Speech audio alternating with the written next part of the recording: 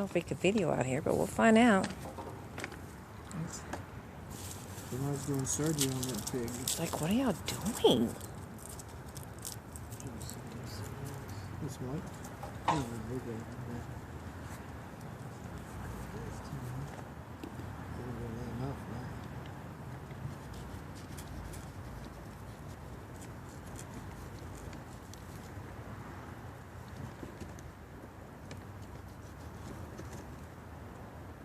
Thank God y'all have some gloves on.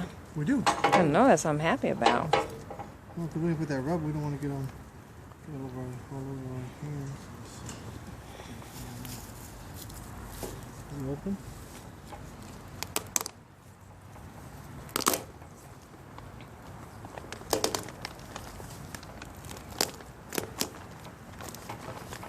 Let's put it open there, huh?